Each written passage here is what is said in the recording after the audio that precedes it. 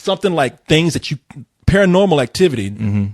It focuses on things that you can't see, which is what I like about this movie. I should have even been better on the movie because my whole thing about horror movies today is that I say, you know what, they show you everything. And that's one of the reasons why I really enjoyed it. So because when you sit around hearing like atmosphere. When you sit around hearing like they never show you anything, so the creature's invisible. It makes noise. So when you hear like something going on in your house, right. And even if you don't believe in this shit, your mind still is focusing back on that movie. So you think, shit is here. Yeah. You see those fucking blinds move, like anything. I was like, okay, I know wind can't do that. Fuck. So no, they made the unearthly seem earthly. Like they made it seem like this shit could act. They filmed it and they made it seem like it wasn't safe. Like they made it seem like you could live in in like the most nicest part of your neighborhood. Yeah. The neighborhood full of people. Yeah. That you know what I think too. And the ghosts will still fuck with you. Yeah. That's the funny thing is for some reason I thought about Halloween.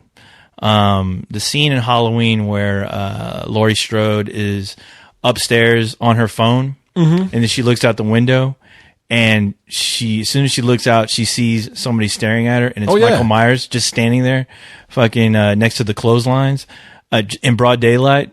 That fucking scared the fuck out of me because that can happen right now at any given time. If you're in an isolated area and nobody's around, you feel kind of like, well, there's nobody to help me if something goes bad. Right. But shit like this, the ghost and Paranormal Activity, like shit, I'll bust in on your Tupperware party. Yeah. I'll fuck with you. I'll come to your kid's birthday party. Don't fuck you. And you know what the cool thing about that is that you figure when you at least have somebody else with you, which is why I liked the role of the boyfriend, because I think that boyfriend would have been either of us if we were in a situation like that where our girlfriend is either seeing shit and we just either don't believe in it or we just think, okay, this is just kind of ridiculous and I'm gonna go along with it. Yeah, the movie deals with the couple who are being haunted by some kind of spirit, and the girl is like, "Look, this shit is serious. Yes. I've gone through this shit for years." And the boyfriend is like, "Bitch, you crazy? Yeah, you're just nuts. Come on. You know what? I'm gonna videotape this, and I'm gonna show you that this is ridiculous." He makes a big production, and even when the ghost like starts showing up and making doors move and shit,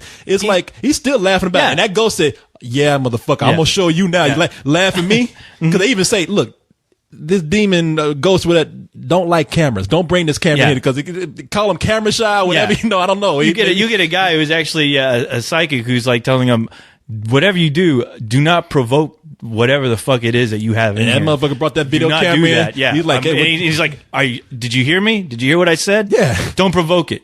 Okay? I'm serious. Did you hear what I said?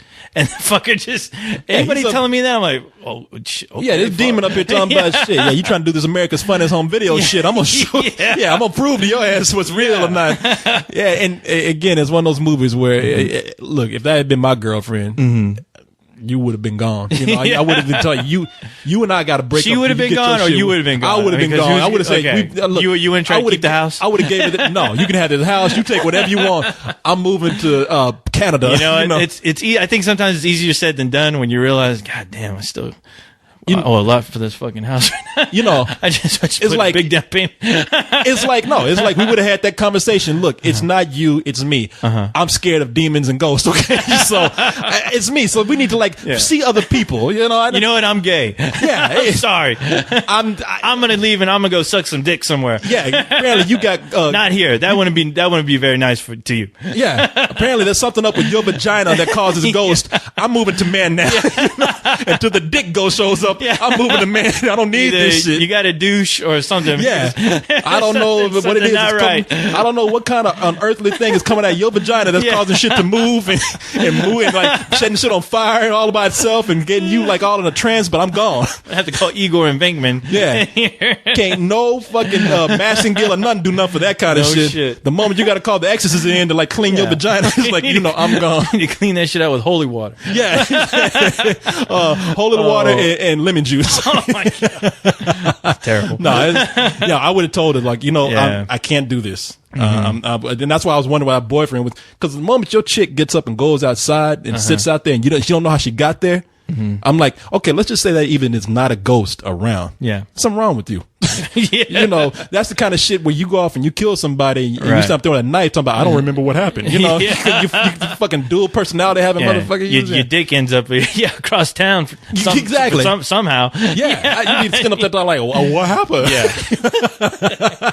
Oh my god. But no, man, it's I think that movie worked really well, and I thought I was a little too hard on it, and so I do appreciate the movie a little bit more. And it is something. If I had seen it by myself in a room, when it's dark, shit, them doors start opening, you hear it. Because here's what gets me, man. There's a sound whenever something supernatural happens in that movie or something weird.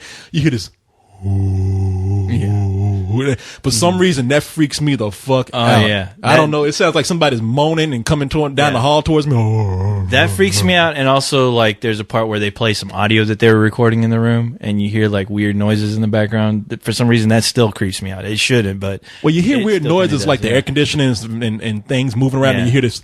And that's like, okay, I don't know what kind of ibbity bibby shit you talking about. Yeah, dude. I mean, because for some reason, that always works for me at least. Just white noise just creeps me out. I mean, I think Poltergeist has something to do with that. Well, we listen. We're thinking about those days where, when people like play shit backwards, and so when people play stuff backwards, it had this hiss like, and in the middle of it, you hear like. Satan to kill your mother. What did I say? Remember to drink your Ovaltine. I was about to do that. Drink your Ovaltine. All that for a stupid commercial? Satan wants me to drink my Ovaltine, is it? Satan doesn't want me to kill my parents or like kill a cat. He wants me to drink Ovaltine? Red pajama wearing. Yeah, you been goddamn pitchfork. I'm gonna take that pitchfork and stuff it up your ass, you motherfucker. I got a question for you though. Yes. After seeing Rec 2 and knowing very well that they made a sequel. Yes. And thinking back to Quarantine. How do you? Well, when I walked out of there, I'm like, you know what? Whatever Quarantine did, they really fucked up because they took out a big essential part of that film. Well, the explanation took a different turn. To warrant a sequel, yeah. Yeah, and I think, you know what? I think that's probably better because I think right now you have Rec, with the sequel Rec 2, which has gone one direction, and Quarantine, the American remake, which took a different explanation for the virus. I think if they do a sequel to that, they'll be forced to make an entirely different film. Yeah. And I would be curious to see that film. Granted, considering that I wasn't crazy about the explanation they had in Rec 2. Even though I don't buy into it. It still was effective for some really freaky parts. Oh yeah, yeah. Don't get me wrong, but yeah, man, it's that's what I want to say before we get off our Fantastic Fest discussion. I was talking to you saw Frankenstein, Vampire Girl versus Frankenstein Girl. Yeah. It's the Japanese movie that's in I think it stars like a porn actress. No. It stars. I was looking this up today, actually.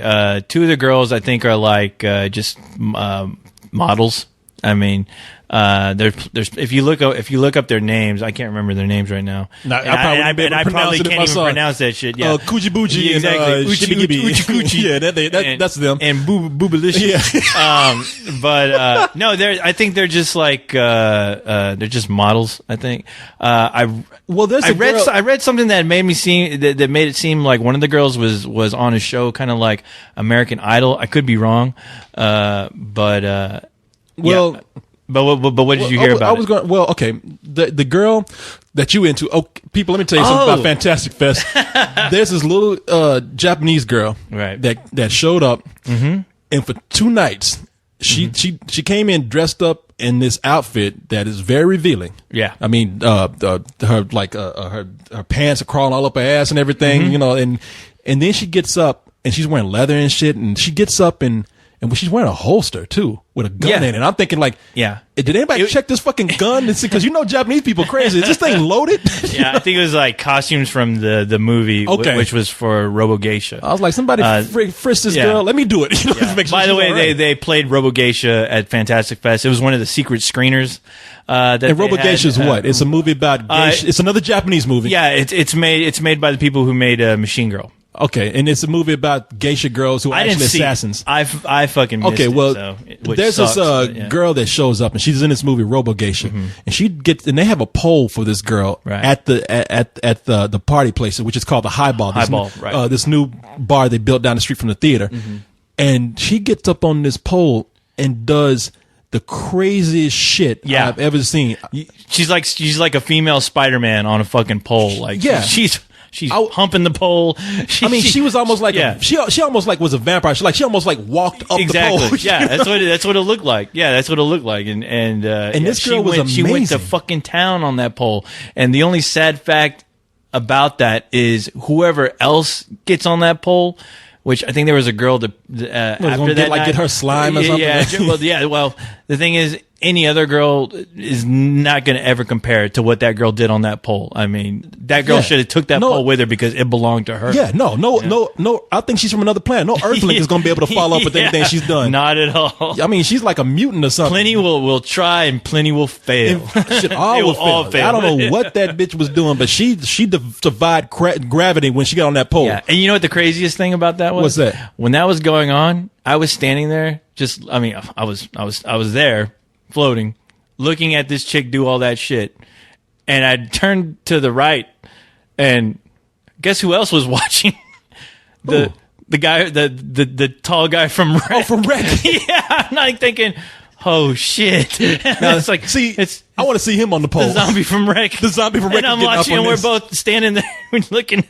We're both looking at the fucking chick, and I'm like, this is very strange. And he's sitting there grinning. Yeah. No. But it was a very cool moment. Yeah. I like. I want to see him get on that pole. Yeah, there's a lot of drool on the floor. You know what would have been cool? See, the guy from Wreck is the monster from Wreck that we interviewed. That guy is like 8 feet tall or something. It's crazy, yeah. I want to see her like treat him like the pole, like start dancing on him. He just stands up there and she starts dancing around him. I would still be creeped out. But no, this girl was amazing, man. Right. And she got out there. So my friend Ian, who I've been hanging around with, me and Ian have reconnected. He's the guy that helped, like, pretty much help me start this whole thing. Like him and I did the Access show together years ago. Ian was start dancing with her. And she was waving her arms around and kicking and shit, and Ian had to back up. Ian was like, he was about to get his ass kicked trying to dance with this girl. Oh, no shit. I heard she was a porn actress too. That's what Jason told me. Okay. No, I talked. Okay, here's the whole story with that. Because I talked to Jason about this. The people from Robogeisha, they were all there. 2 of the female actresses and the director, and I don't know if it was also directed by somebody else. I'm not sure, but there was another guy there with them, and they basically walked into the highball. And me, Jason, and a few guys were hanging out. And as soon as they walk in the door, Jason goes, "Hey, look, those are the big stars. Those are the first thing the director from Robogeisha looks at me, and I don't know why, but he gives me this huge smile. He just starts walking and starts nodding his head up and down. He's like, thank you. He's like, and he starts shaking my hand like, hey, nice to meet you. And he tells me his name. I tell him mine. And all of a sudden there's this girl right next to him that just comes walking towards me, and she starts saying, hello, how are you? And then she starts shaking my hand, and all I'm thinking is, wow, this girl is fucking beautiful. And for a second, I'm like, why does she look familiar? But I don't think anything of it. So they take off, and of course, Jason's like, oh man, that girl just completely walked up to you and started saying hello to you for no reason at all. She must be into you. I'm like, nah, they're Japanese. But the following night, I was like thinking, wow, that girl just looked really familiar. And the next morning, I woke up and it hit me who that girl was.